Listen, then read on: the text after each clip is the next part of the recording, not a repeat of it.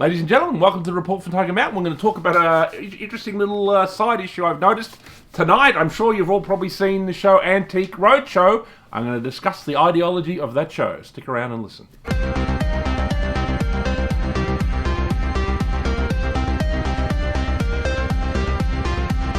All right, ladies and gentlemen, I'm going to talk about a little show called Antiques Roadshow. You know, it's kind of a quaint show on the ABC. It has a lot of white people in it. So, you know, I've sat there sometimes and watched it.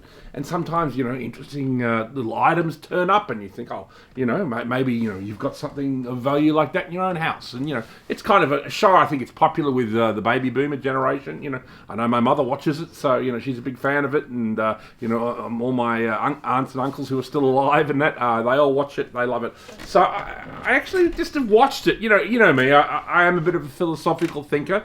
So I like to think, what's this show about?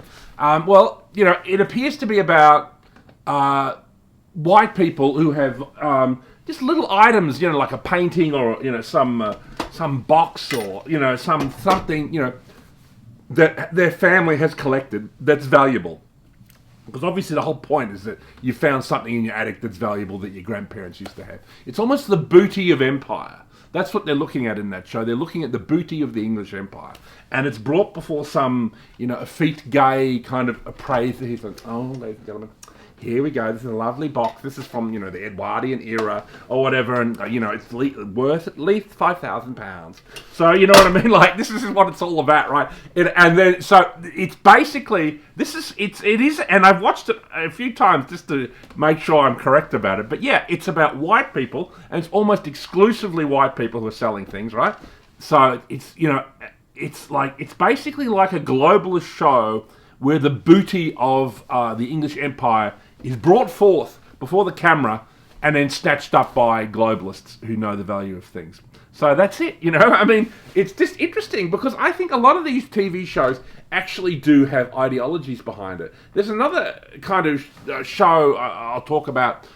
There's these kind of game shows. I mean, obviously there's How to Be a Millionaire, which is always quite a good show. I was even on it once myself. You know, How to Be a Millionaire. And, you know, you can actually, you know, win $1 million if you answer all the questions correctly. That is a show that's a game show. And that it has an ideology of if you have correct knowledge, you win a lot of money. So the ideology of that show I have no problems with, but you see so many shows on the ABC where it's like you know, like quizzes and things. And the prizes are, you know, a game of Monopoly or a board game or a gift card, you know, or a $20 gift card for the ABC.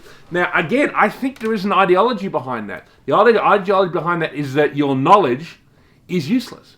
And that, you know, that you might be incredibly knowledgeable. Because some of the shows, you know, are, you know, like really hard, you know, on the ABC. The questions are harder. They're a lot harder than, say, How to Be a Millionaire.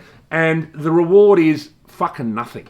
You know what I mean, ladies and gentlemen? You know, a big duck egg, ladies and gentlemen. So that is it. So I just like to examine the ideology behind these TV shows. And, you know, I think, you know, they're about more than what they appear to be on the surface. And it's interesting to think about that because, you know, ideology is, you know, really, what did Slavoj Žižek say? He said it's, you know, what we are secretly doing. It's like a program. You know, it's what we secretly do without thinking about it. It's almost like an unconscious programming. So I just wanted to bring that to your attention today on the Report from Tiger Mountain, and I hope you appreciated that little diversion.